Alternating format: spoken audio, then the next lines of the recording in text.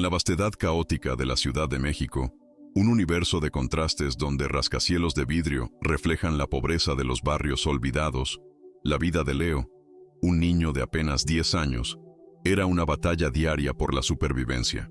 Sus pequeños hombros cargaban un peso que la mayoría de los adultos jamás conocería. Huérfano, se había convertido en el guardián de su hermana menor, Lily, de 6 años, una pequeña luz en su mundo de sombras. Todas las mañanas, antes de que la ciudad despertara por completo, Leo guiaba a Lily por las calles peligrosas hasta un rincón seguro, donde ella lo esperaba mientras él enfrentaba los semáforos. Armado con una caja de dulces y chicles, danzaba entre los autos, su rostro infantil marcado por una seriedad precoz. Cada moneda ganada no era para un juguete o un capricho, sino para el pan, la leche y la promesa silenciosa que se hacía a sí mismo todos los días. Garantizar que Lily jamás sintiera el frío cortante del hambre o la desesperación de la soledad, que él conocía tan bien.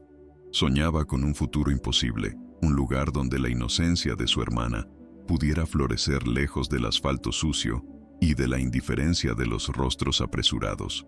Su ambición no era la riqueza, sino la seguridad de un abrazo cálido y un plato de comida para Lily.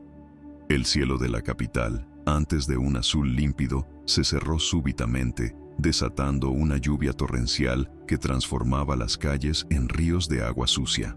El semáforo, su escenario de trabajo, se convirtió en un campo de batalla desolador. Los conductores, irritados por el tráfico y la tormenta, subían los vidrios, ignorando al pequeño vendedor que, empapado hasta los huesos, intentaba proteger su mercancía. Fue en ese escenario de desolación que los ojos de Leo se cruzaron con un auto de lujo detenido, un santuario de silencio y opulencia en medio del caos. Dentro, Mateo Romero, uno de los arquitectos más renombrados del país, estaba completamente ajeno a la tormenta. Su cabeza colgaba, derrotada, el rostro reflejando una tristeza profunda que la lluvia afuera parecía reflejar. A su alrededor, maquetas de proyectos arquitectónicos, otrora símbolos de su genio creativo, ahora parecían monumentos de su fracaso inminente. Su estudio estaba al borde de la quiebra, su inspiración, seca como un río en el desierto. Leo no vio a un hombre rico, vio un alma tan perdida y empapada de dolor como él lo estaba por la lluvia. Un dolor que conocía, que lo conectó con aquel extraño de una forma que no podía explicar. En un impulso que desafiaba la lógica de la supervivencia, Leo olvidó los dulces que podrían haberle rendido algunas monedas. Corrió hacia el auto de lujo, sus pies descalzos, salpicando agua sucia, el corazón latiendo descompasado, no por miedo, sino por una empatía pura y abrumadora. En sus manos pequeñas y temblorosas, sostenía su único tesoro, una flor de papel.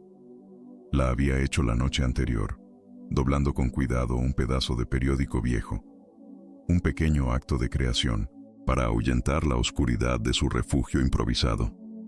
Era una flor simple, frágil, pero para Leo representaba la belleza que aún podía existir en un mundo que solo le mostraba su lado más cruel. Golpeó suavemente el vidrio de la ventana, y cuando Mateo, con el rostro contraído por el dolor, finalmente levantó la vista, vio al niño ofreciéndole no un producto para vender, sino un regalo. La flor de papel, con sus pétalos de noticias pasadas, era un faro de color en un día gris, un gesto de generosidad proveniente de alguien que no tenía absolutamente nada que dar. Ese acto inesperado, desinteresado y profundamente humano, perforó la armadura de cinismo y desesperación que Mateo había construido alrededor de su corazón. Mateo bajó el vidrio, el suave sonido del motor contrastando con el ruido de la tormenta. Miró al niño, a la flor de papel que se balanceaba delicadamente en la mano pequeña, y sintió que algo se rompía dentro de él.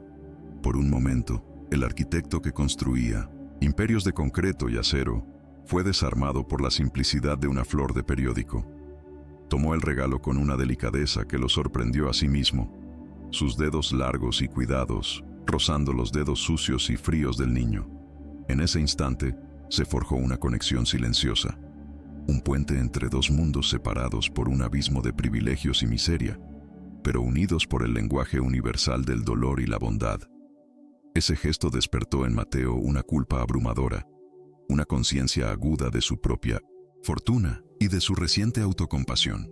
¿Quién era él para ahogarse en su desesperación profesional cuando un niño, sin nada en el mundo, encontraba fuerzas para ofrecer belleza y consuelo? Esta historia te emocionará y te recordará cómo los pequeños actos pueden transformar vidas. Si crees que más personas necesitan escuchar relatos como este, suscríbete al canal. Esto nos ayuda a seguir compartiendo historias reales e inspiradoras. La tormenta afuera continuaba con la misma furia, pero dentro del auto de lujo, algo había cambiado para siempre. Mateo no podía apartar la vista de la frágil flor de papel en su tablero de cuero. Era un testimonio silencioso de la forma más pura de humanidad, un contraste flagrante con el mundo de ambición, traición y superficialidad en el que vivía. La crisis creativa que lo paralizaba, la inminente quiebra de su estudio, todo eso de repente pareció pequeño, insignificante, frente a ese acto de generosidad. Observó a Leo alejarse, una pequeña figura, resiliente desvaneciéndose en la cortina de lluvia, y tomó una decisión que redefiniría el propósito de su vida. Ya no se trataba de construir edificios, sino de reconstruir una esperanza que él mismo había perdido. Movido por una fuerza que venía de lo más profundo de su alma, Mateo encendió el auto, no para ir a casa y hundirse en su melancolía, sino para seguir a aquel niño. Necesitaba saber quién era esa criatura, necesitaba entender qué lo llevaba a dar en lugar de pedir, y, sobre todo, necesitaba devolver ese regalo de una manera que fuera mucho más allá de unas pocas monedas. Ese encuentro no fue una casualidad, fue un llamado, y Mateo, por primera vez en mucho tiempo, se sintió listo para responder. La búsqueda de Leo llevó a Mateo a los rincones más olvidados de la ciudad, un laberinto de pobreza y resiliencia que él, en su torre de marfil, nunca había realmente visto. Guiado por una determinación renovada, finalmente encontró el refugio improvisado donde Leo y Lily se escondían del mundo. Verlos allí, abrazados en un sueño frágil, rodeados de miseria, pero unidos por un amor inquebrantable, fue la confirmación final para el arquitecto. No ofreció caridad, ofreció una familia. La transición fue abrupta y surrealista. En un abrir y cerrar de ojos, Leo y Lily fueron transportados de una realidad de hambre e incertidumbre a una mansión con más habitaciones de las que podían contar, donde la comida era abundante y las camas suaves. Mateo Romero, el hombre que había perdido la fe en la belleza, adoptó a los dos niños, prometiéndoles no solo lujo y oportunidades, sino la seguridad y el afecto que les habían sido robados. A partir de ese momento, sus vidas se entrelazaron de manera compleja e irrevocable, dando inicio a un viaje de transformación mutua. La historia se dividiría, a partir de entonces, entre el florecimiento de un joven genio en el mundo del arte y el delicado proceso de construir, ladrillo por ladrillo, los lazos de una nueva e improbable familia. Leo, ahora inmerso en un mundo de lujo que antes solo espiaba por las ventanas de los autos, se sentía como un fantasma en un palacio. La mansión de Mateo era un laberinto de maravillas y silencios, donde el mármol frío bajo sus pies parecía cuestionar la legitimidad de su presencia. Pasaba horas en el estudio del arquitecto, un santuario de creatividad repleto de maquetas intrincadas, planos dibujados con una precisión hipnótica y libros de arte con imágenes que lo transportaban a otras realidades. Sus dedos, antes acostumbrados a la aspereza del asfalto y al cartón de su caja de dulces, ahora recorrían con reverencia las texturas de los materiales de construcción, las maquetas de edificios que parecían tocar el cielo. Mateo, al ver esa chispa de curiosidad genuina, comenzó a enseñarle, a compartir los secretos de su profesión. Explicaba cómo las líneas se transformaban en estructuras, cómo la luz podía esculpirse para dar vida a un espacio, y cómo cada edificio contaba una historia. Leo absorbía todo con la intensidad de quien estuvo hambriento de conocimiento toda su vida. Ya no era solo un niño de la calle, se estaba convirtiendo en un aprendiz, un protegido, descubriendo un talento para la visión espacial y el diseño que nunca supo que poseía. A pesar del fascinio por el nuevo universo que se abría ante él, el corazón de Leo permanecía anclado en un único propósito: su hermana, Lily. Todo el lujo que lo rodeaba, las cenas suntuosas, la ropa de diseñador, la educación de primera clase, era filtrado a través de una única pregunta: ¿esto mantendrá a Lily segura? Veía la alegría pura y desinhibida de su hermana al descubrir las maravillas de esa nueva vida, corriendo por los extensos jardines o pintando con una caja de lápices de colores que contenía más tonos de los que él jamás imaginó que existían. Esa alegría era, para él, la justificación y la motivación para soportar la incomodidad de su propia inadecuación. Se sentía un impostor, un intruso en ese mundo de privilegios, constantemente atormentado por el miedo de que todo pudiera desaparecer tan súbitamente como había surgido. Esa ansiedad, en lugar de paralizarlo, se convirtió en el combustible para su determinación. Necesitaba dominar ese mundo, no para pertenecer a él, sino para controlarlo, para construir una fortaleza inexpugnable alrededor de Lily, garantizando que ninguna desgracia o giro del destino pudiera arrastrarlos de vuelta a las frías calles de donde vinieron. La nueva rutina de Leo era un paradoja andante, una colisión diaria entre el pasado que lo atormentaba y el presente que lo deslumbraba.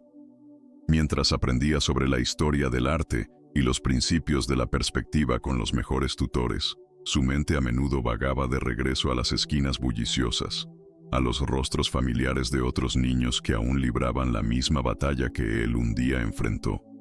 Cierta tarde, al regresar de la escuela privada en un auto con chofer, vio a un niño de su edad, con el rostro manchado de hollín, intentando vender limones en el tráfico. Sus miradas se cruzaron por una fracción de segundo, y en ese breve instante, Leo sintió una ola de culpa tan intensa que lo dejó sin aliento. Él era uno de ellos, pero ahora estaba del otro lado del vidrio. Esa dualidad lo atormentaba. Por las noches, en su lujosa habitación, escondía bajo el colchón un único envoltorio de chicle arrugado, el último vestigio de su antigua vida. Era un amuleto, un recordatorio constante de su origen, un escudo contra la complacencia que el lujo podía traer.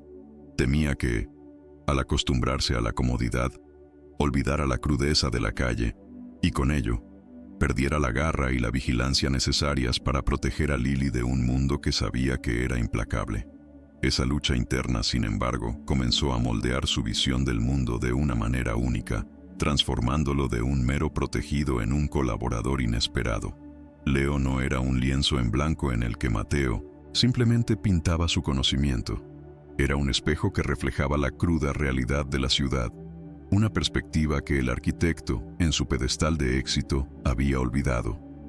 Durante una discusión sobre un nuevo proyecto de un condominio de lujo, Leo, con la audacia nacida de la inocencia, señaló la maqueta y preguntó: «Es muy bonito, Mateo, pero ¿dónde se refugiarán de la lluvia las personas que no pueden pagarlo?». La pregunta, simple y directa, silenció el estudio. Traía la sabiduría de la calle a la sala de planificación, cuestionando el propósito de la belleza arquitectónica si no servía a la humanidad en su totalidad. A veces, la vida pone obstáculos que parecen imposibles de superar, pero es en esos momentos cuando descubrimos de qué somos capaces. Si alguna vez enfrentaste un momento así, o conoces a alguien que necesita escuchar este mensaje, suscríbete y comparte. Historias como esta pueden inspirar a quienes más lo necesitan. Mientras Leo navegaba por sus complejidades internas, Lily florecía con la resiliencia despreocupada de la infancia. Para ella, la mansión no era un símbolo de estatus ni un lugar donde se sentía una impostora. Era simplemente un hogar. Un lugar donde siempre había comida en la mesa, un jardín para explorar y, lo más importante, donde su hermano ya no necesitaba desaparecer durante horas para luchar por su supervivencia. Cierta noche, entró en el estudio donde Leo y Mateo analizaban un proyecto complejo y extendió un dibujo hecho con 1900 crayones. En la hoja de papel, 3 figuras torpes de la mano sonreían bajo un sol amarillo y vibrante. Ella, con su vestido favorito, Leo, más alto y protector, y Mateo con sus gafas cuadradas. Somos nosotros, dijo con una simplicidad que contenía todo el universo. Una familia. Ese dibujo, con su lógica infantil y pura, fue un bálsamo para el alma atormentada de Leo. La sonrisa de Lily, la seguridad en sus ojos, la forma en que ahora tomaba la mano de Mateo sin dudar. Todo eso se convirtió en el faro de Leo. La felicidad de ella era su brújula moral, la fuerza que lo impulsaba a dominar las lecciones de Mateo, ya no por miedo, sino por un amor que ahora tenía rostro y nombre: familia. Esa claridad de propósito comenzó a manifestarse en su trabajo. Mateo, al darse cuenta de que la teoría necesitaba práctica, le dio a Leo su primer desafío real: diseñar un pequeño espacio de ocio para un terreno baldío adyacente a uno de los proyectos del estudio. Era una prueba, una forma, de ver cómo el niño aplicaría los conceptos que venía aprendiendo. Leo se sumergió en la tarea con una seriedad que impresionó a todos. Pasó días en el lugar, no solo midiendo y dibujando, sino hablando con los vecinos, observando cómo los niños jugaban en la calle, cómo los ancianos buscaban un lugar para descansar bajo la sombra. Su proyecto final no fue solo un parque infantil con columpios y toboganes estandarizados. Diseñó un espacio comunitario multifuncional, un pequeño huerto urbano para los mayores, un escenario improvisado para eventos locales y una zona de juegos que utilizaba materiales reciclados, inspirada en la creatividad que veía en las calles. Su solución no era solo estéticamente agradable, era profundamente humana, arraigada en las necesidades reales de la comunidad. Mateo miró los bocetos y el informe detallado de Leo y vio no solo un talento prometedor, sino la semilla de un nuevo tipo de arquitecto, uno que construía con empatía. La confianza de Mateo en Leo creció exponencialmente, y el arquitecto comenzó a llevar al niño a reuniones importantes, inicialmente como un observador silencioso. Para los socios y clientes, era una excentricidad, el protegido del gran Mateo Romero. Pero para Leo, era un aula viva. Mientras los adultos hablaban en jerga de negocios y finanzas, Leo aplicaba la misma lógica que usaba en los semáforos. Observaba. Sus instintos, aguzados por años de leer intenciones en rostros de extraños para sobrevivir, le permitían ver más, allá de las palabras. Notaba la vacilación en la voz de un cliente que asentía demasiado rápido, el brillo de codicia en los ojos de un proveedor que ofrecía un trato imperdible, la tensión sutil entre los socios cuando se discutía un proyecto determinado. No entendía todos los números, pero entendía a las personas. Cierta vez, tras una larga negociación, comentó en privado con Mateo: «Ese hombre no cumplirá el plazo.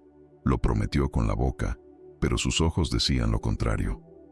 Mateo, que estaba a punto de cerrar el negocio, decidió investigar más a fondo y descubrió que el proveedor estaba al borde de la quiebra. La percepción de Leo salvó al estudio de una pérdida millonaria. Esa transición de observador a participante activo culminó en un momento decisivo de elección moral. Durante la revisión de presupuestos para un proyecto, Leo, que ahora tenía acceso a documentos y hojas de cálculo, notó una discrepancia recurrente.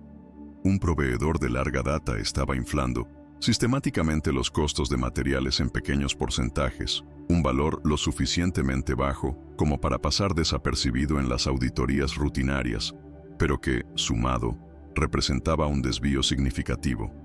El viejo Leo, el sobreviviente de las calles, lo habría ignorado. La primera regla de la calle era clara: no te metas en problemas que no son tuyos, mantén la cabeza baja. Involucrarse era arriesgado. Sin embargo, el nuevo Leo, el protegido de Mateo, el hermano de una Lily feliz y segura, sintió una punzada de lealtad. Ese no era un problema de un extraño. Era un ataque a la casa que los acogió, al hombre que les dio un futuro. Con el corazón acelerado, reunió los papeles, marcó las inconsistencias y fue al despacho de Mateo. No presentó la información como una acusación, sino como una preocupación. «Mateo, creo que estamos pagando de más por esto. No parece correcto». Ese acto de valentía e integridad selló su lugar al lado de Mateo, ya no como protegido, sino como un guardián confiable del legado que estaban construyendo juntos. La ambición de Leo, Antes un instinto primitivo enfocado en la próxima comida, comenzó a metamorfosearse en algo mucho más grande y complejo. El deseo de proteger a Lily no disminuyó, sino que se expandió. Comenzó a ver a cada niño de la calle como una extensión de su propia historia, cada mirada hambrienta como un reflejo de su pasado. La arquitectura, para él, dejó de ser sobre estética y se convirtió en una herramienta de cambio social. En un cuaderno que mantenía escondido, no dibujaba autos de lujo ni casas de fantasía. En cambio, sus páginas se llenaban de bocetos de refugios inteligentes y autosostenibles, escuelas modulares que podían construirse rápidamente en áreas necesitadas, y centros comunitarios que ofrecían no solo un techo, sino también dignidad y oportunidad. Pasaba las noches investigando sobre urbanismo social, devorando libros sobre proyectos de vivienda popular alrededor del mundo.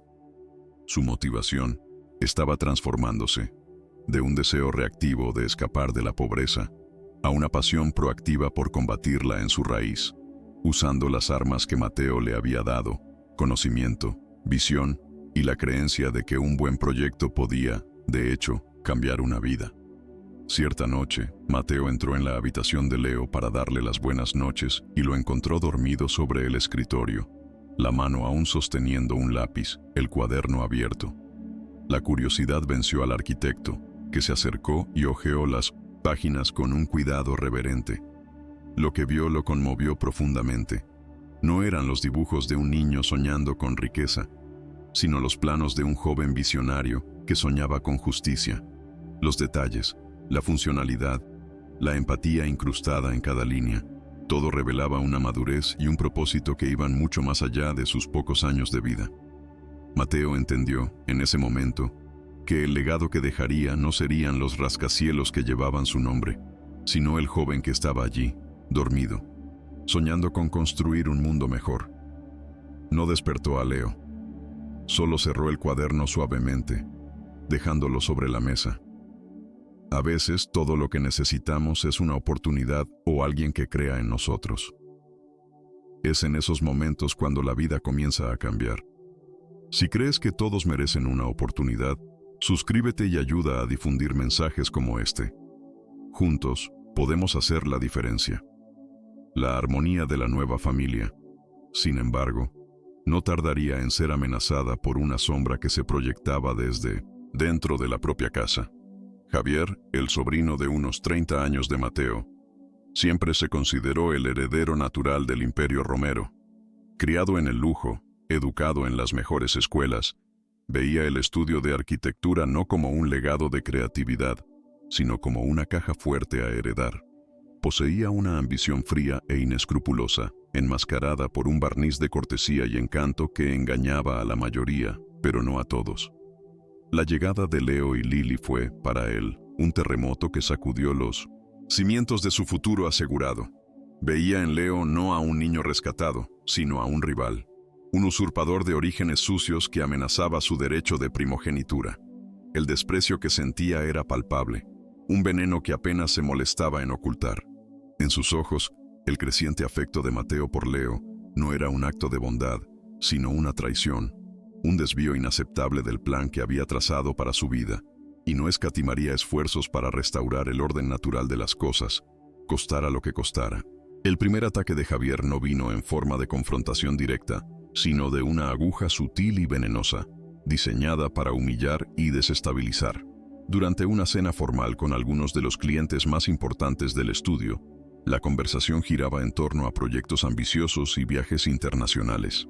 Leo, que ya se sentía fuera de lugar entre la porcelana fina y los cubiertos de plata, permanecía en silencio, absorbiendo todo. Javier, viendo la oportunidad, se volvió hacia el niño con una sonrisa condescendiente y dijo en voz alta para que todos lo oyeran: «Es fascinante, ¿no es así, Leo? Pensar que hace unos meses tu mayor preocupación arquitectónica era encontrar una marquesina que no tuviera goteras. Debe ser un cambio tremendo». El silencio que siguió fue pesado.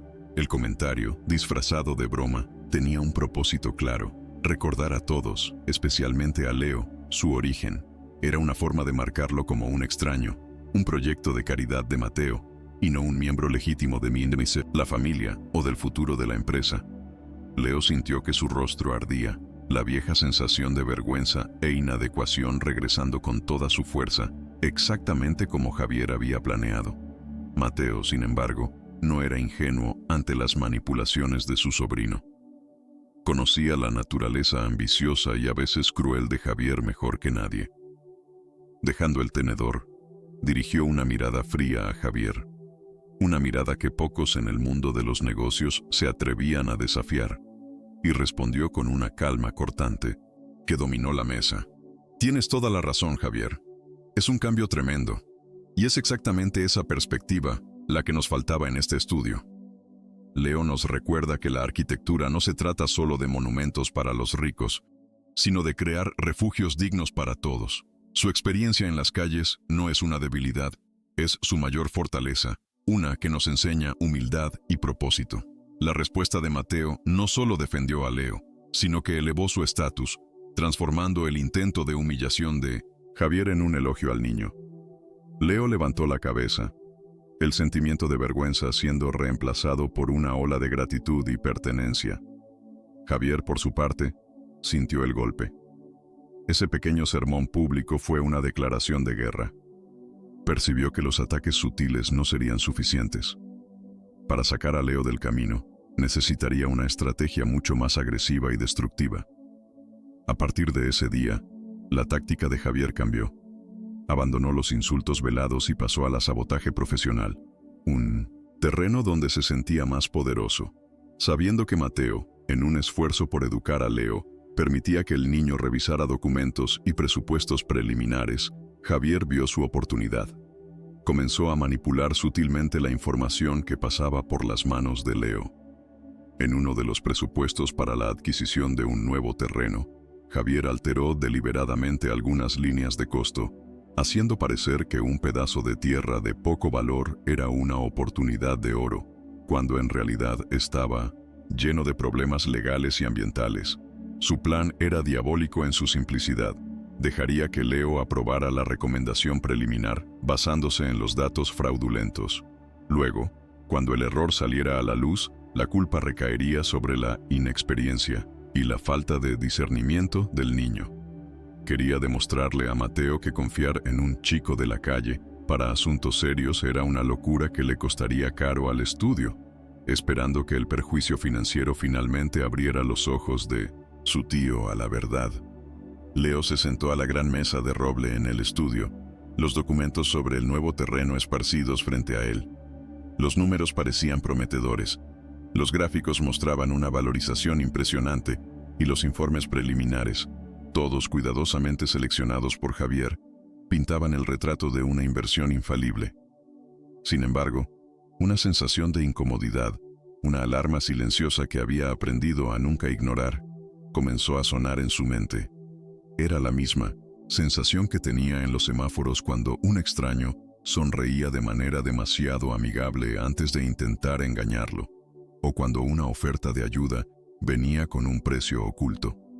El negocio era demasiado perfecto. Las proyecciones eran demasiado optimistas.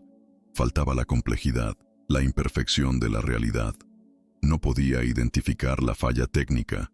No tenía el vocabulario para articular su desconfianza en términos de análisis de mercado, pero su instinto, forjado en la brutal honestidad de la calle, gritaba que aquello era una trampa. Recordó las palabras de Mateo sobre la importancia de la debida diligencia y sus propias lecciones sobre la naturaleza humana. Cuando algo parece demasiado bueno para ser verdad, generalmente no lo es. Negándose a ser un peón en el juego de alguien más, Leo actuó. En lugar de confrontar a Javier o expresar sus dudas a Mateo sin pruebas concretas, recurrió a los métodos que conocía mejor. El fin de semana siguiente, usó el dinero de su mesada para tomar un autobús y fue, solo, hasta el lugar del terreno, en la periferia industrial de la ciudad. Lo que encontró fue exactamente lo que su instinto temía. El terreno, descrito en los informes como listo para desarrollo, era un descampado desolador, bordeado por un arroyo de aguas turbias y con un olor químico sutil en el aire. No se limitó a observar desde lejos. Con la misma desenvoltura que usaba para navegar por las calles, habló con los vecinos del barrio colindante. Un viejo mecánico le contó sobre la fábrica que existía allí años antes y que había sido cerrada por problemas ambientales. Una señora que vendía tamales en la esquina habló sobre las disputas de propiedad que se arrastraban por generaciones. Leo tomó fotos con un celular viejo que guardaba, documentando los desechos industriales escondidos bajo la vegetación y el aspecto insalubre del agua.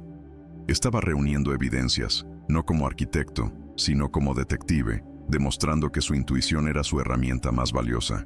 Con un expediente improvisado en mano, Leo esperó el momento adecuado para abordar a Mateo. No lo interrumpió durante una reunión importante, ni lo emboscó en un momento de cansancio. Esperó una noche tranquila, cuando ambos estaban solos en el estudio, revisando otros trabajos. Con una calma que desmentía su nerviosismo interior, presentó sus hallazgos. Mateo, sobre el terreno en Iztapalapa, fui hasta allá, comenzó, colocando las fotos sobre la mesa.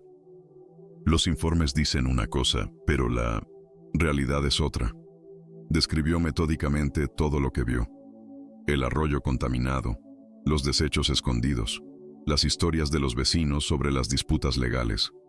No acusó a Javier directamente. En cambio, presentó los hechos como un rompecabezas que no encajaba, una anomalía que necesitaba atención. La reacción de Mateo fue una tormenta silenciosa. Su expresión se endureció, la decepción y la ira mezclándose en sus ojos. No estaba sorprendido por la traición de Javier, pues siempre había conocido la índole de su sobrino, pero estaba profundamente impresionado por la iniciativa y la inteligencia de Leo. El niño no solo sintió que algo estaba mal, fue tras la verdad, usó sus propios recursos y construyó un caso irrefutable. Al día siguiente, la atmósfera en el estudio Romero estaba cargada de una tensión palpable. Mateo convocó a Javier a una reunión privada en su despacho, la misma sala donde tantas veces había reprendido a su sobrino por su falta de ética. Sobre la mesa, esparció las fotos que Leo había tomado, junto con los informes fraudulentos que el propio Javier había preparado. Javier, recibí una denuncia anónima sobre el terreno de Iztapalapa. Parece que hay algunas discrepancias entre tus informes y la realidad, dijo Mateo, su voz peligrosamente neutra. Observó a su sobrino, esperando ver cómo reaccionaría. Javier, tomado por sorpresa, pero arrogante como siempre, intentó desviar la culpa. ¿Denuncia anónima? Tío, eso es ridículo. Probablemente, algún competidor intentando sabotearnos. O tal vez tu pequeño protegido se haya confundido con los papeles. Apenas sabe leer un mapa. ¿Cómo podría entender un análisis de suelo? Al intentar culpar a Leo, Javier cometió su error fatal. No solo confirmó su propia malicia, sino que subestimó la inteligencia del niño y la profundidad de la lealtad que Mateo ahora sentía por él. Mateo solo asintió lentamente, su silencio más amenazador que cualquier grito, mientras Javier continuaba, tejiendo su red de mentiras, sin saber que cada palabra lo enredaba aún más. Frustrado y sintiendo que el cerco se cerraba, Javier se dio cuenta de que la batalla en el campo profesional estaba perdida. La lealtad de Mateo hacia Leo era más fuerte de lo que imaginaba, y la inteligencia del niño, una variable que había subestimado catastróficamente. Una nueva estrategia, más sórdida y personal, comenzó a tomar forma en su mente calculadora. Si no podía probar que Leo era incompetente, probaría que era peligroso. Explotaría el miedo primordial de la élite, la contaminación de su mundo aséptico por la suciedad de la calle. El plan era simple y cruel. Desenterraría el pasado de Leo, no como una anécdota humillante en una cena, sino como una amenaza viva y palpitante. Encontraría fantasmas de las esquinas que Leo llamaba hogar y les pagaría para que acecharan el presente dorado del niño, demostrando a Mateo y a su círculo social que, no importaba cuán fina fuera la ropa que vistiera, un chico de la calle siempre sería un chico de la calle, con todo el bagaje de deshonestidad y peligro que eso implicaba. Javier pasó días recorriendo los barrios bajos de la ciudad, utilizando su dinero e influencia para encontrar a alguien del pasado de Leo.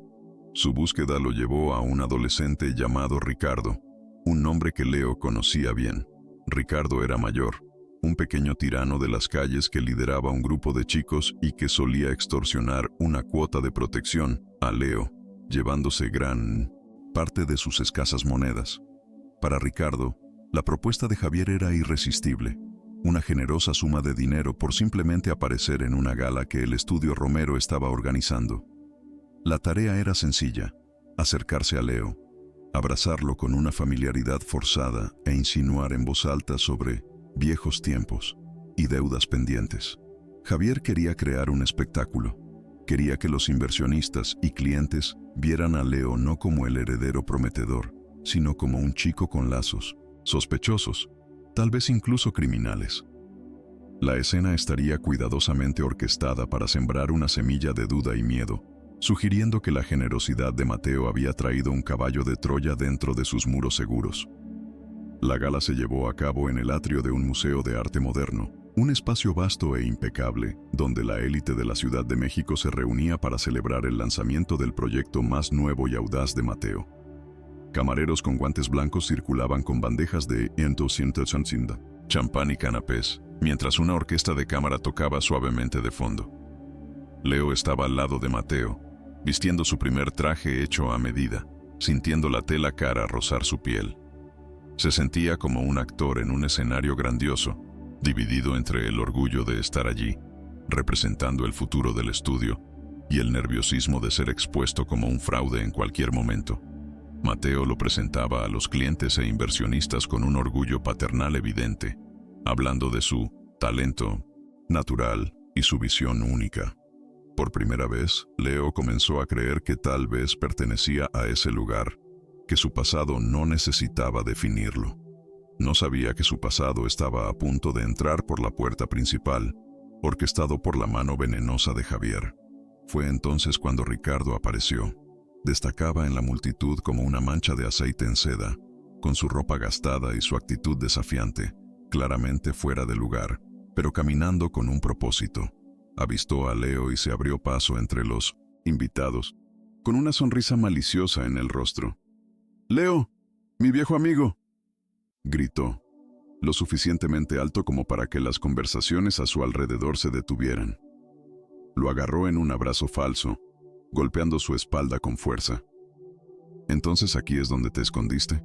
Viviendo en el lujo mientras tus viejos compañeros siguen en la batalla, ¿eh? No te olvides de quién te ayudó a empezar. Todavía me debes una parte de nuestros negocios. ¿Recuerdas?». La escena congeló el ambiente. El aire se llenó de murmullos sorprendidos. Las miradas de los invitados pasaron de la curiosidad a la sospecha y el juicio.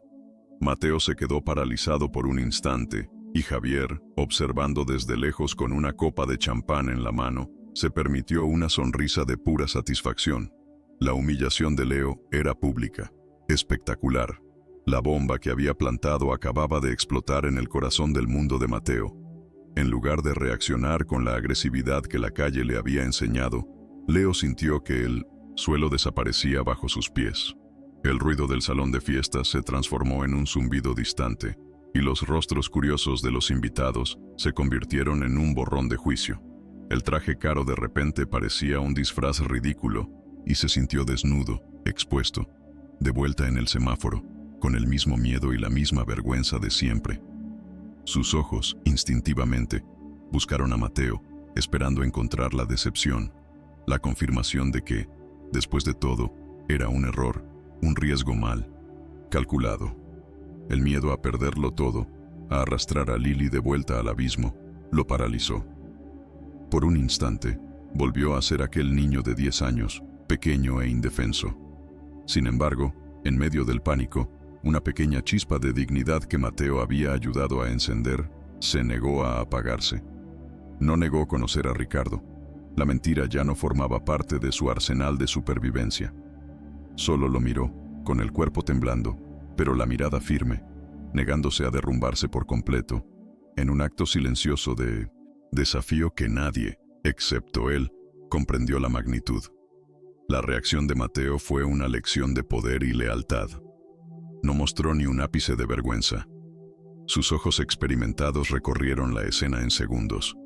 La actuación exagerada de Ricardo, el pánico en el rostro de Leo y Lo más revelador de todo, el brillo de triunfo mal disimulado en los ojos de Javier al otro lado del salón.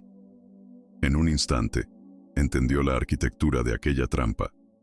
Con la calma de quien desactiva una bomba, caminó hacia Leo y colocó una mano firme y tranquilizadora en su hombro, un gesto público de apoyo inquebrantable. Luego se dirigió a Ricardo, no con la ira de un anfitrión ofendido, sino con la curiosidad de un empresario analizando una propuesta. «Interesante», dijo Mateo, su voz resonando con una autoridad que silenció los murmullos. «Mencionas negocios. Siempre estoy abierto a nuevas oportunidades. ¿Por qué no me cuentas más sobre esos acuerdos que tú y mi hijo tenían? Soy todo oídos». El enfoque inesperado desarmó a Ricardo, que tartamudeó, tomado por sorpresa. Mateo había cambiado el foco, transformando un intento de humillación en un interrogatorio público, y todos en el salón contuvieron el aliento. Atrapado en el lazo de su propia mentira, Ricardo balbuceó, incapaz de inventar detalles creíbles bajo el escrutinio tranquilo de Mateo. «Bueno, nosotros, teníamos un acuerdo sobre los territorios de venta». Su voz se debilitó, la historia desmoronándose en tiempo real. La multitud, que momentos antes murmuraba con sospecha, ahora observaba con una mezcla de pena y desprecio al joven claramente fuera de su elemento. Mateo, manteniendo la mano en el hombro de Leo, terminó el interrogatorio con una frase lapidaria. «Entiendo. Si formalizas tu propuesta de negocios por escrito, mi departamento legal tendrá el placer de analizarla».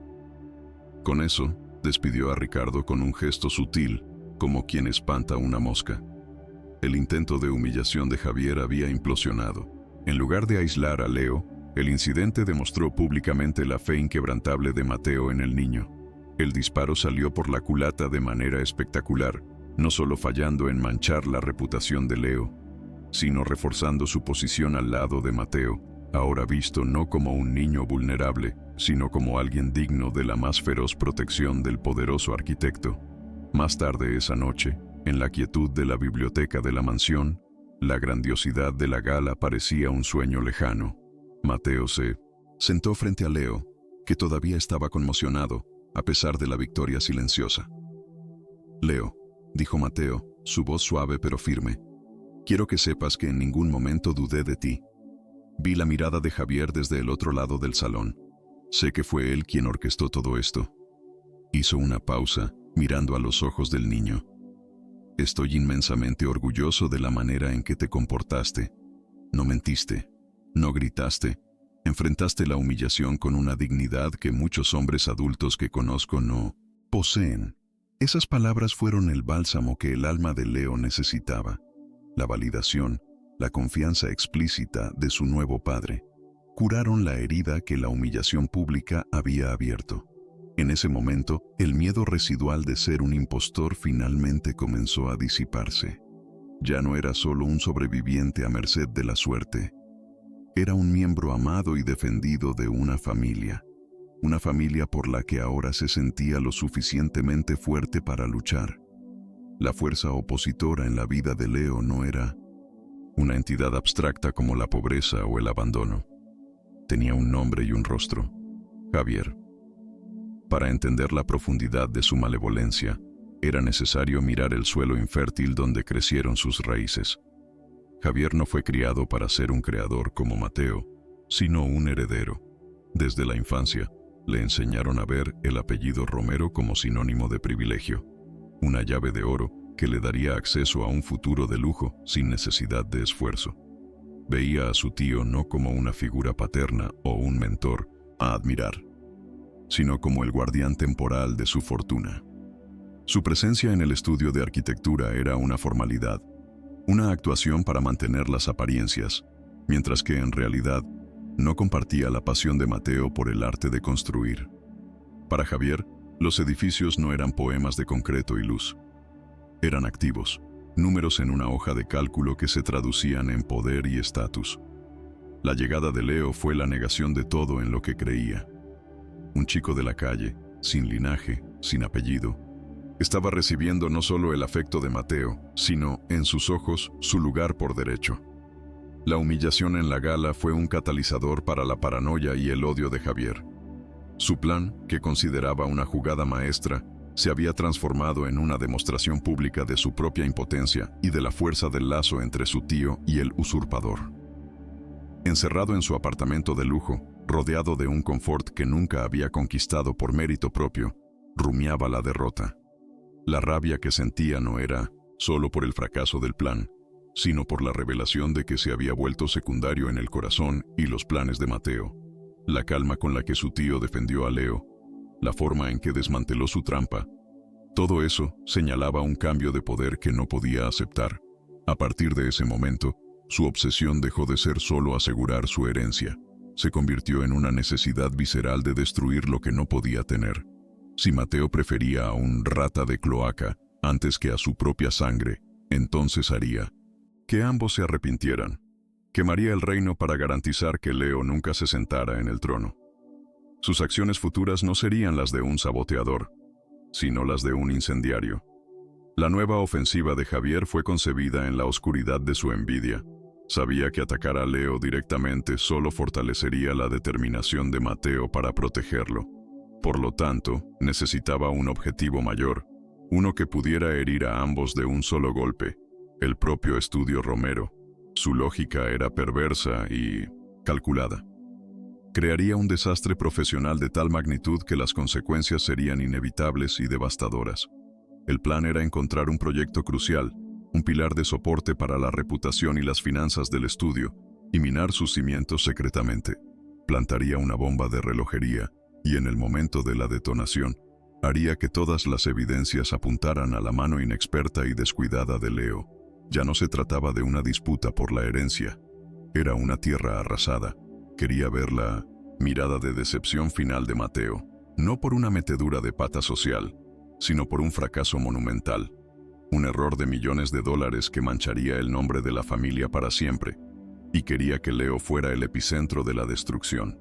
El objetivo perfecto se presentó en la forma del proyecto Al-Hayar, un centro cultural ultramoderno en Dubái, el contrato más prestigioso y complejo que el estudio había conseguido en años. Era la niña de los ojos de Mateo, un proyecto que exigía una perfección absoluta. Javier, que tenía acceso administrativo a los servidores del estudio, comenzó su trabajo de demolición digital. Noches enteras, se dedicaba a alterar especificaciones técnicas cruciales en los archivos digitales de los proyectos. Un pequeño cambio en la composición de una aleación metálica para la estructura de soporte, una alteración sutil en las especificaciones del vidrio para la fachada, datos de ingeniería de suelo ligeramente manipulados. Eran modificaciones casi indetectables para un ojo no entrenado, pero fatales para la integridad del proyecto a largo plazo. Lo más diabólico era que ejecutaba estas alteraciones usando brechas en el sistema para que el registro de modificaciones registrara el acceso de usuarios junior, incluido el perfil de aprendiz de Leo, al que Mateo había concedido acceso con fines educativos. Estaba fabricando una pista de migajas digitales que llevaría directamente al niño como el autor de la catástrofe inminente. Mientras tejía su red de engaños, Javier experimentaba una sensación de poder y control que lo embriagaba. Se veía como un maestro de marionetas, manipulando los destinos de todos a su alrededor con una precisión quirúrgica. Para él, no había remordimiento, solo la satisfacción fría de una ecuación que se resolvía a su favor. Se convencía de que sus acciones, aunque drásticas, eran una forma de justicia distorsionada, un acto necesario para proteger el legado de los Romero de la sentimentalidad tonta de su tío.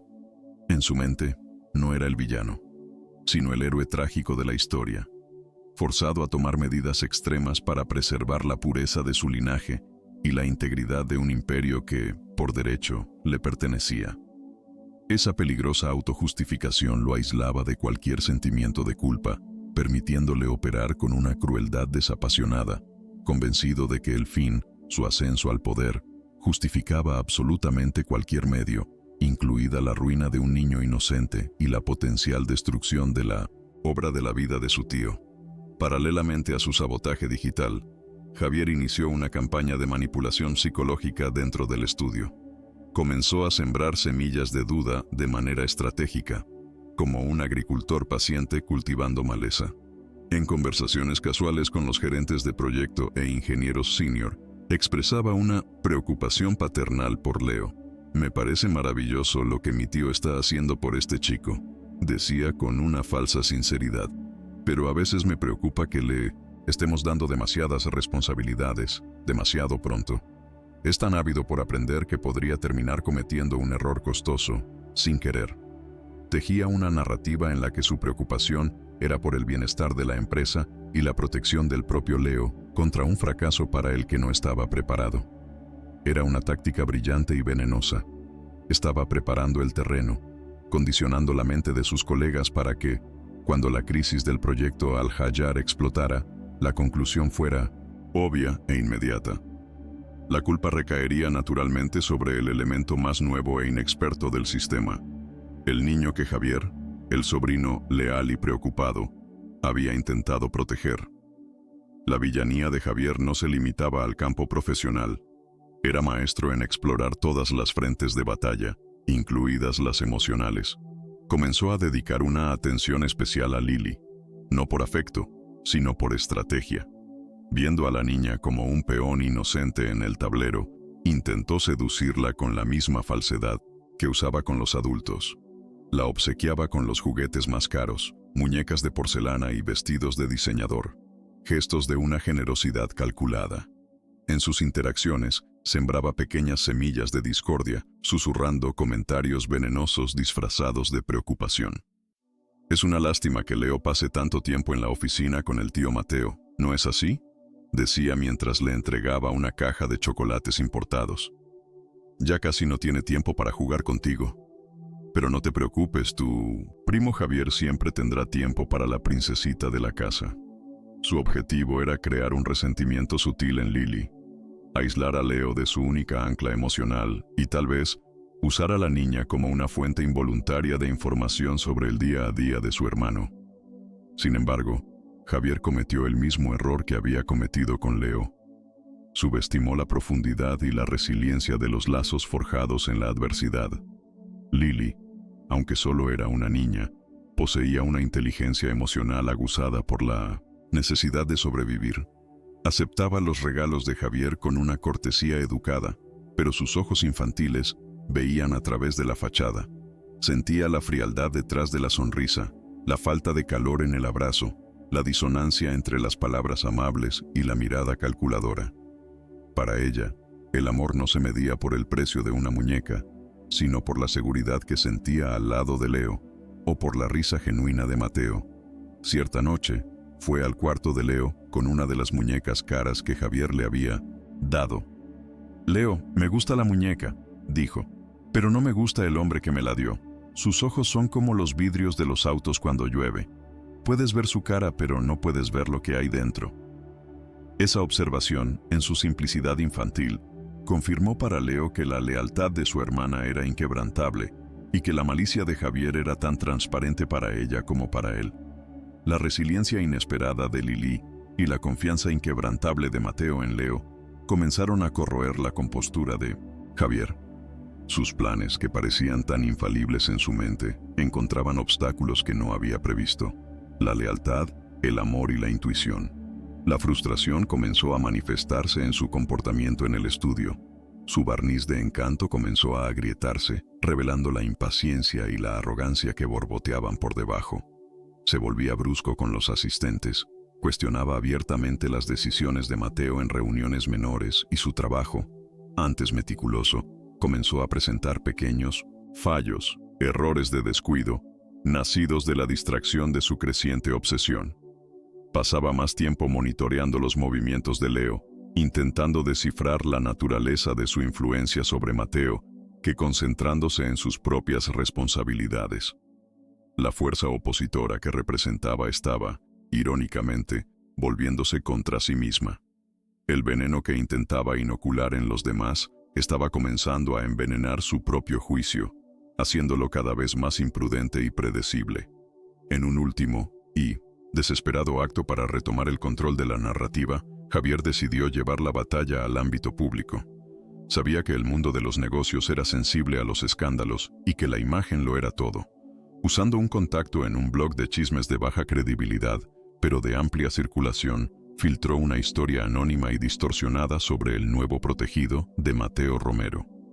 El artículo, titulado «Del alcantarillado al lujo, el pasado oscuro del heredero Romero», pintaba un retrato de Leo Xi como un delincuente juvenil, un líder de una pequeña pandilla callejera, insinuando que sus actividades iban mucho más allá de vender dulces. La historia era un mosaico de medias verdades y mentiras descaradas, diseñada para crear un frenesí mediático y levantar preguntas entre los inversionistas y clientes del estudio. Era un ataque cobarde y final, un intento de usar la opinión pública como arma para forzar la mano de Mateo, apostando a que el miedo a un escándalo sería más fuerte que su afecto por el niño que había sacado de la calle. El artículo venenoso de Javier explotó como una bomba en el mundo pulido de Mateo, causando exactamente el efecto que deseaba. Los teléfonos comenzaron a sonar incesantemente. Los correos electrónicos de inversionistas preocupados inundaron la bandeja de entrada, y la reputación del estudio Romero, antes impecable, quedó manchada por el escándalo. La presión sobre Mateo era inmensa. Sus socios le aconsejaron distanciarse de la historia, emitir una nota vaga y mantener a Leo fuera de los reflectores hasta que el polvo se asentara. Sería la jugada corporativa estándar, la maniobra más segura para proteger el negocio. Sin embargo, Mateo veía la situación de manera diferente. Vio la crisis no como una amenaza, sino como un rito de paso. Esconder a Leo sería admitir la culpa, validar la mentira de Javier y, peor aún, enseñarle al niño que su historia era algo que debía ocultarse. En cambio, Mateo decidió enfrentar la tormenta de frente, transformando el ataque en una plataforma. Comprendió que la verdadera transformación de Leo no ocurriría en los libros de arquitectura, sino en la arena pública, donde tendría que aprender a apropiarse de su propia historia y usar su voz como la herramienta más poderosa de todas. Inicialmente, la reacción de Leo al ver su pasado torcido y expuesto fue de puro desespero. La vergüenza que había luchado tanto por superar regresó con una fuerza abrumadora, y su primer instinto fue huir. Desaparecer, liberar a Mateo y a Lili del peso que creía ser. «Es mi culpa», le dijo a Mateo, con el rostro bañado en lágrimas. «Nunca debí entrar en sus vidas, solo traigo problemas». Fue Lili, con su sabiduría inocente, quien intervino. «No, Leo, no eres un problema. Eres mi hermano», dijo, tomando su mano con fuerza. Las palabras de su hermana, sumadas a la confianza inquebrantable de Mateo, fueron el ancla que Leo necesitaba. Entendió que retroceder sería entregarle a Javier la victoria que tanto deseaba. La rabia comenzó a reemplazar el miedo, y la determinación, la vergüenza. «No me voy a esconder», le declaró a Mateo con una nueva firmeza en su voz. «Si quieren una historia, les daré mi historia, la verdadera». En ese momento, Leo dejó de ser una víctima de las circunstancias y comenzó a convertirse en el arquitecto de su propio destino. La respuesta al ataque público de Javier no fue una simple nota de prensa, sino una operación cuidadosamente orquestada por Mateo, con Leo en 1900, el centro del comando. El arquitecto movilizó a su mejor equipo de relaciones públicas, pero dejó claro que no estaban allí para crear una ficción, sino para amplificar la verdad de Leo. Durante días, la biblioteca de la mansión se transformó en una sala de estrategia. Leo, rodeado de expertos en comunicación, se sumergió en un proceso intenso de autodescubrimiento y articulación. Aprendió a transformar el dolor crudo de sus recuerdos en una narrativa coherente y poderosa. Cada palabra de su declaración fue pesada, cada frase pulida, no para ocultar la verdad, sino para revelarla con claridad e impacto. Fue un proceso agotador y doloroso, que lo obligó a revisitar los momentos más oscuros de su vida, pero con cada borrador, con cada ensayo, sentía que su voz se fortalecía, su confianza crecía. Estaba aprendiendo el lenguaje del poder, no para dominar a los demás, sino para defenderse y honrar la historia de miles de otros niños que permanecían invisibles. El escenario elegido para La respuesta fue una entrevista exclusiva con la periodista más respetada del país, una mujer conocida por su integridad y aversión al periodismo sensacionalista. Sentado en el estudio de televisión, bajo las luces fuertes que no lograban mermar su nueva determinación, Leo contó su historia. Habló del hambre, del frío, del miedo, no con autocompasión, sino con la honestidad de un sobreviviente. Describió la venta de dulces no como un acto de delincuencia, sino como un trabajo, un esfuerzo diario para alimentar a su hermana. Y luego habló de la flor de papel, del encuentro con Mateo y de cómo la bondad de un extraño le enseñó que un gesto de compasión podía ser más fuerte que años de abandono. No mencionó a Javier, no dio espacio a la venganza. En cambio, terminó su discurso con una promesa. Tuve la suerte de ser encontrado. Mi sueño ahora es usar la oportunidad que me dieron para asegurar que otros niños como yo no tengan que depender solo de la suerte. Su autenticidad fue desarmante. La imagen del delincuente fue reemplazada instantáneamente por la de un joven embajador de la esperanza, y la opinión pública, antes escéptica, se rindió ante su valentía. El impacto de la entrevista de Leo fue inmediato y profundo, superando todas las expectativas. La historia del niño que respondió a la calumnia con dignidad y a un pasado de dolor con una promesa de esperanza cautivó el corazón del público. El estudio Romero fue inundado con mensajes de apoyo de clientes, socios y desconocidos, todos elogiando la valentía de Leo y la integridad de Mateo. Para Leo, esa ola de apoyo fue transformadora. Comprendió por primera vez que su historia no era una fuente de vergüenza, sino un activo poderoso, un puente que podía conectar mundos e inspirar acción. La experiencia despertó en él una nueva ambición, más enfocada y madura. Comenzó a devorar libros sobre filantropía estratégica y emprendimiento social, entendiendo que el cambio verdadero requería más que solo buenas intenciones. Exigía planificación, estructura y sostenibilidad. Su transformación se profundizaba. Ya no quería solo construir refugios, quería construir sistemas que hicieran los refugios innecesarios. Mateo, observando esta evolución con el orgullo de un padre y la admiración de un mentor, supo que era el momento de darle a Leo un desafío a la altura de su nueva visión. Lo llamó a su despacho y, en lugar de una maqueta, colocó una carpeta vacía sobre la mesa. Leo, dijo, tú me has enseñado que nuestro trabajo es más que construir edificios bonitos. Es hora de que el estudio Romero refleje eso en su misión. Quiero que desarrolles el plan para nuestra nueva fundación. Investiga, sueña, diseña la estructura de cómo podemos usar nuestros recursos, nuestra influencia y nuestro conocimiento para ayudar a otros niños. La tarea era monumental, un voto de confianza que trascendía cualquier proyecto arquitectónico.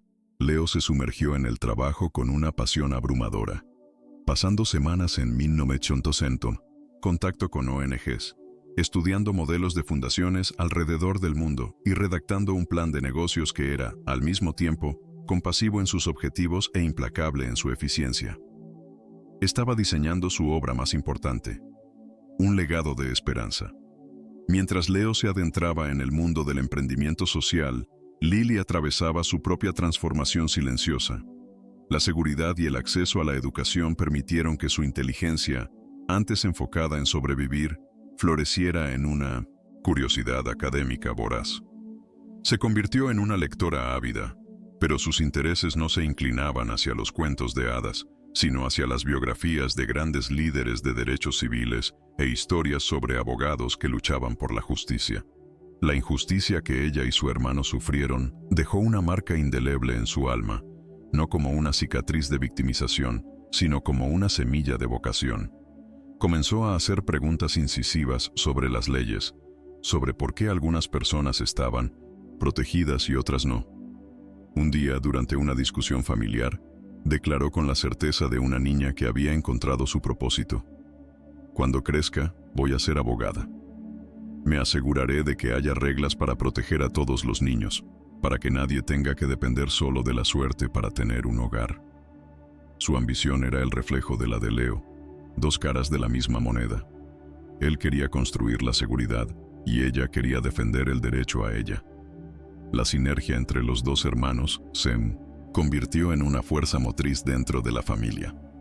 En una tarde, mientras Leo luchaba con la compleja estructura legal para la creación de la fundación, sintiéndose perdido en medio del lenguaje jurídico, desahogó su frustración con Lily.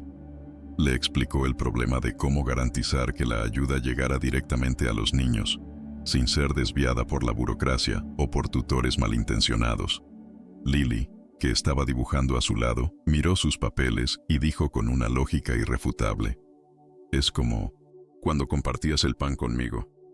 No me dabas todo el pan para que lo guardara, porque era pequeña y podía perderlo. Me dabas un pedazo a la vez, lo suficiente para satisfacerme, y guardabas el resto a salvo para después. La fundación debería ser así, un guardián que entrega la ayuda en pedazos, según la necesidad de cada niño». La simplicidad de aquella analogía iluminó la mente de Leo, resolviendo un impas que abogados experimentados no podían. Comprendió que la combinación de su visión estratégica con la claridad moral de Lily era el verdadero motor de su futura misión. El culmen del arco de transformación de Leo tuvo lugar en la sala de reuniones principal del Estudio Romero, un espacio que antes lo intimidaba con su lujo y formalidad. Esta vez no estaba allí como un observador silencioso, sino como el presentador principal. Frente a Mateo y un consejo de asesores de confianza, desplegó su plan para la Fundación Semilla, un nombre que él mismo eligió. Con una confianza y tranquila, articuló una visión que era, al mismo tiempo, audaz y pragmáticamente detallada. Usando gráficos, proyecciones financieras y, lo más importante, las historias reales que él mismo había vivido, defendió la creación de una organización que no solo proporcionara refugio, sino que invirtiera en educación, salud mental y capacitación profesional para jóvenes en situación de calle. Su discurso era una fusión perfecta de sus dos mundos, la lógica y el lenguaje corporativo que había aprendido con Mateo, y la empatía y la urgencia que había aprendido en las calles. Ya no era un niño contando su triste historia, era un líder presentando una solución. Al final de la presentación, un silencio respetuoso llenó la sala. Los consejeros, hombres y mujeres curtidos por el mundo de los negocios, estaban visiblemente impresionados, no solo por la solidez del plan, sino por la pasión y la autoridad del joven que lo presentaba. Mateo, con los ojos brillando de un orgullo que apenas podía contener, se levantó y caminó hacia el lado de Leo. «Señores», dijo al consejo, «acaban de presenciar el futuro del legado Romero. La Fundación Semilla no es solo un proyecto que apruebo, es el nuevo alma de nuestra empresa». Se volvió hacia Leo y frente a todos declaró: «Y no puedo imaginar a nadie más calificado para ayudar a liderar esta iniciativa. A partir de hoy no eres más un aprendiz, Leo, eres un fundador». En ese instante, la transformación de Leo estaba completa. Había convertido el peso de su pasado en una palanca para el futuro, demostrando que su valor no residía en lo que le habían dado, sino en lo que era capaz de construir a partir de sus propias cicatrices. El clímax de la rivalidad entre Javier y Leo llegó de manera abrumadora, no en una sala de reuniones en la Ciudad de México, sino a miles de kilómetros de distancia, en el sitio de construcción del proyecto Al-Hayar, en Dubái. Un informe urgente del equipo de ingeniería local encendió todas las alarmas en el 1900 Estudio Romero. Durante una ronda final de pruebas de materiales, una reconocida empresa de consultoría independiente detectó fallas críticas en las especificaciones de la aleación metálica que sustentaría la cúpula principal del centro cultural. Si la construcción hubiera continuado, el resultado habría sido un colapso catastrófico. La noticia cayó como una bomba, generando una crisis de proporciones épicas. Los clientes en Dubái, furiosos, amenazaron con una demanda judicial que podría llevar al estudio a la quiebra, y la reputación de Mateo, construida durante décadas, estaba a punto de desintegrarse. La investigación interna comenzó de inmediato, y la pista digital, cuidadosamente manipulada por Javier, llevó a los investigadores a una conclusión impactante. Las alteraciones fatales en los archivos del proyecto parecían haber sido hechas desde un terminal de acceso junior. el mismo que Leo usaba para sus estudios. Con el informe de la investigación en la mano, Javier finalmente tuvo el arma que tanto deseaba. Convocó una reunión de emergencia con Mateo y los socios senior, su expresión una máscara de falsa tristeza y preocupación. «Tío, yo no sé cómo decir esto», comenzó, su voz cargada de un pesar ensayado. La investigación forense digital es concluyente. Las alteraciones que casi causaron un desastre fueron rastreadas hasta el acceso concedido a Leo. Presentó los registros, los datos de fecha y hora, la evidencia fabricada que parecía irrefutable. «Es una tragedia», continuó Javier. «El chico, en su afán por demostrar su valía, claramente cometió un error de proporciones desastrosas. Para salvar el estudio, no tenemos más opción que despedirlo públicamente y tomar las medidas legales pertinentes para demostrar a nuestros clientes que estamos manejando la situación». Javier miró a su tío, esperando ver la derrota, el dolor de la traición. Estaba acorralando a Mateo, obligándolo a elegir entre su hijo y la supervivencia de su imperio. Mateo escuchó el informe de Javier en un silencio glacial, sus ojos fijos no en los papeles, sino en el rostro de su sobrino, leyendo entre líneas su actuación. Vio la satisfacción apenas contenida, la prisa por condenar, la ausencia de cualquier tristeza genuina. Y entonces pensó en Leo. Pensó en el niño que investigó un terreno baldío por su cuenta porque su instinto le dijo que algo estaba mal. Pensó en el joven que presentó sus hallazgos con hechos, no con acusaciones. Pensó en la integridad que demostró en cada pequeña tarea. La evidencia digital frente a él contradecía la evidencia humana que conocía en su corazón. Levantándose, se dirigió al consejo con una autoridad inquebrantable. «Agradezco la presentación, Javier. Sin embargo, estos resultados son preliminares e inaceptables. Conozco el carácter de Leo, conozco su meticulosidad. Me niego a aceptar que él sea el responsable. Yo mismo conduciré una investigación más profunda. La reputación de este estudio es mía y no la sacrificaré, ni a un miembro de mi familia, con base en datos apresurados». La declaración sorprendió a todos, especialmente a Javier, que vio su jaque mate transformarse en un juego aplazado. Esa misma noche, Mateo se reunió con Leo, no como acusador, sino como aliado. Le expuso la situación, la evidencia, la presión de los inversionistas.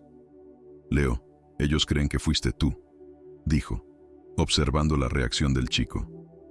«Pero yo no lo creo, y juntos lo probaremos».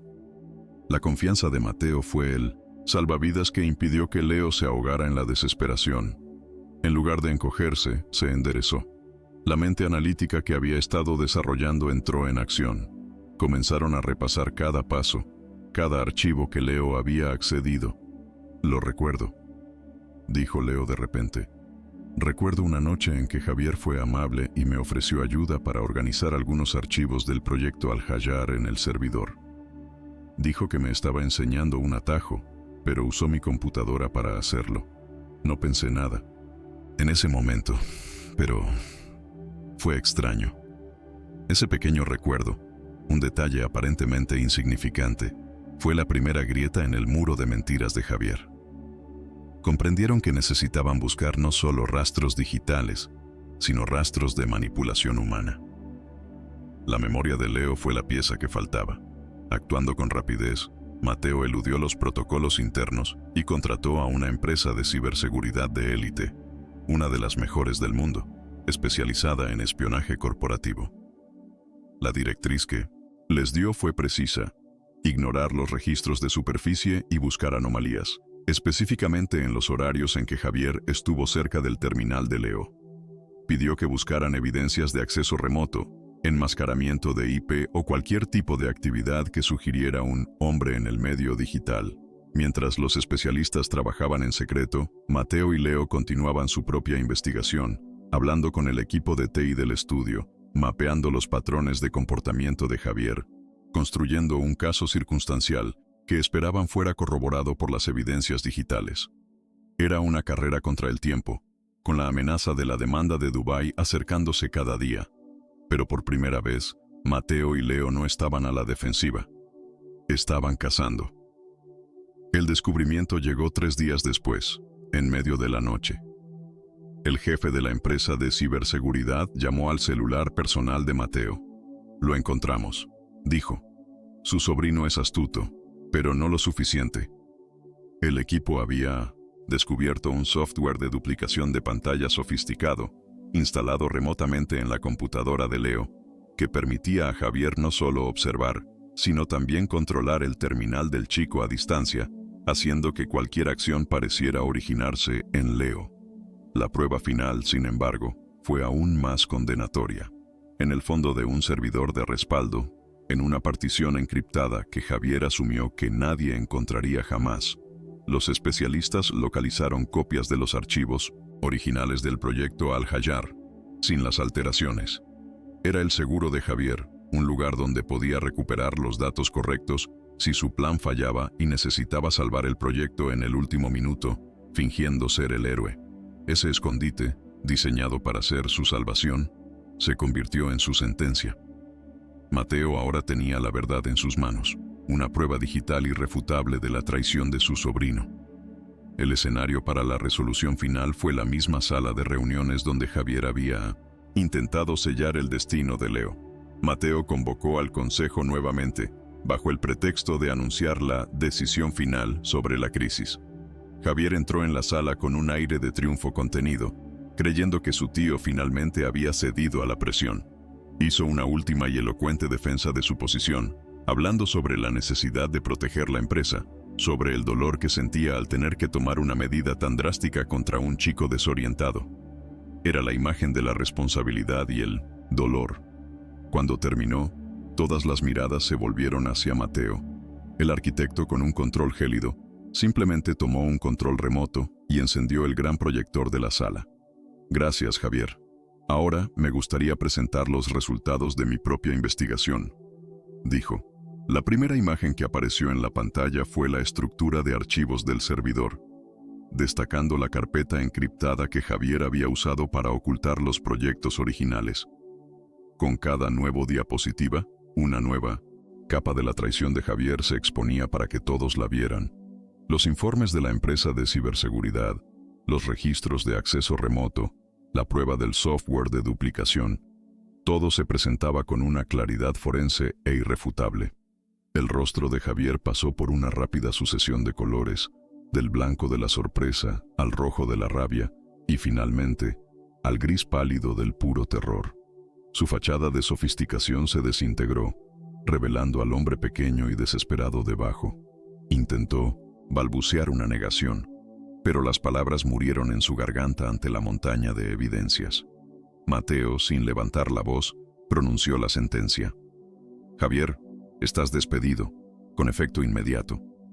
Todas estas pruebas, incluida tu intento de incriminar a un menor, serán entregadas a las autoridades competentes. No solo traicionaste mi confianza, cometiste un crimen contra esta empresa y contra nuestra familia. En ese momento, 2 guardias de seguridad entraron discretamente en la sala y se posicionaron al lado de Javier. El juego había terminado. Fue escoltado fuera del edificio, no como heredero, sino como criminal. Su futuro reducido a un proceso judicial y a la vergüenza de su propia codicia. Con la salida humillante de Javier, un aire de claridad y propósito llenó la sala. La crisis no había destruido el estudio, había expuesto sus debilidades y forjado una nueva dirección. Mateo, dirigiéndose al consejo ahora silencioso y atento, no se enfocó en la traición, sino en el futuro. Anunció la completa exoneración de Leo y, en un movimiento que sorprendió a todos, proyectó en la pantalla el plan de la Fundación Semilla. La verdadera crisis que enfrentamos no fue el sabotaje de este proyecto, declaró, su voz resonando con una nueva convicción. Fue una crisis de propósito. Durante años, construimos monumentos a la riqueza. A partir de hoy, vamos a construir un legado de esperanza. El perjuicio de Dubái será absorbido. Reestructuraremos, eliminaremos los excesos, invertiremos nuestro capital y nuestro talento en lo que realmente importa.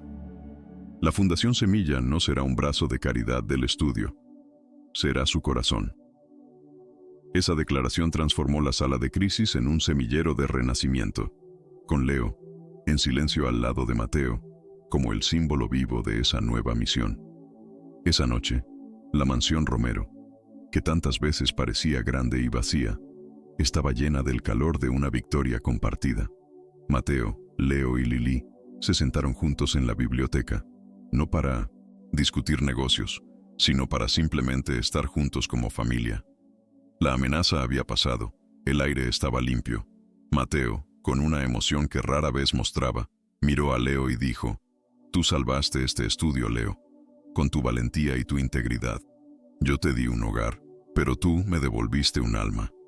Hizo una pausa, buscando las palabras adecuadas. «Tu pasado es parte de quien eres, y siempre debes honrarlo. Pero me gustaría, si lo aceptas, que también llevaras mi nombre. Me gustaría que fueras, oficialmente, Leo Romero». Las lágrimas que Leo derramó esta vez no eran de dolor ni de vergüenza, sino de una alegría profunda y abrumadora. «Sí», susurró. «Sí, papá». Lili aplaudió, sellando el momento con su alegría pura. Esta historia nos recuerda que, al final, la bondad y el coraje pueden cambiarlo todo. Si este relato te emocionó y quieres que más personas tengan acceso a historias como esta, suscríbete al canal. Tu suscripción nos ayuda a seguir compartiendo mensajes que pueden transformar vidas. El viaje de Leo, Mateo y Lili nos enseña una lección universal y atemporal. La verdadera riqueza de un ser humano no se mide por sus posesiones materiales ni por su estatus social, sino por la capacidad de su corazón para sentir empatía y por el coraje de transformar esa empatía en acción. Su historia es un testimonio poderoso de que un solo y pequeño gesto de bondad, nacido de la más pura compasión, como una frágil flor de papel ofrecida en medio de una tormenta, puede ser la semilla de una transformación extraordinaria. Ese acto inicial, desprovisto de cualquier interés, fue el catalizador que no solo salvó a un niño de la miseria, sino que también rescató el alma de un hombre perdido en su propia riqueza. Demuestra que, incluso en los momentos de mayor desesperación, cuando sentimos que no tenemos nada que ofrecer, aún poseemos el don más valioso de todos, nuestra humanidad, y ese don tiene el poder de reconstruir mundos. Además, la narrativa celebra la idea de que la familia no es meramente una cuestión de sangre, sino una elección consciente, un compromiso forjado en la lealtad, el respeto y el amor incondicional. Mateo, Leo y Lili, tres almas solitarias unidas por el azar, construyeron los lazos más fuertes no a partir de una herencia compartida, sino de sus vulnerabilidades y de la decisión mutua de sanarse juntos. Nos muestran que un padre no es quien engendra, sino quien cría, protege y cree. Que un hijo no es quien hereda un nombre, sino quien hereda y honra los valores de su corazón. Y que una hermana es el ancla que nos recuerda quiénes somos, no importa cuán lejos nos lleve la vida. La familia que formaron, nacida de la unión de mundos distintos, se volvió más fuerte y más significativa que cualquier linaje de sangre, demostrando que los lazos que elegimos son, muchas veces, los que verdaderamente nos definen y nos salvan. La historia también sirve como una poderosa alegoría sobre la naturaleza del poder y la ambición. Javier representa la ambición vacía, el deseo de poder por el poder, una fuerza que, cuando no está anclada en valores, inevitablemente se corrompe y se autodestruye en su búsqueda de ganancia personal. Leo, en cambio, personifica la ambición con propósito. Su viaje lo lleva desde lo más bajo hasta lo más alto de la sociedad, pero no usa su nueva influencia para replicar el sistema de opresión que lo victimizó. En cambio, lo transforma. Al asumir el liderazgo del estudio e infundirle responsabilidad social, nos muestra que el verdadero poder no reside en la capacidad de acumular riqueza, sino en la sabiduría de distribuirla de manera justa. El legado duradero no se construye con los edificios que erigimos, sino con las vidas que tocamos y las comunidades que fortalecemos a lo largo del camino. Por último, la saga de Leo y Mateo es un recordatorio luminoso de que la esperanza es una fuerza resiliente, capaz de brotar en los suelos más áridos y en los corazones más desesperanzados. nos invita a mirar más allá de las apariencias, a reconocer la dignidad y el potencial en cada individuo, no importa cuán humilde sea su origen. Enseña que nadie está tan perdido que no pueda ser encontrado por la bondad, y nadie está tan roto que no pueda ser sanado por el amor.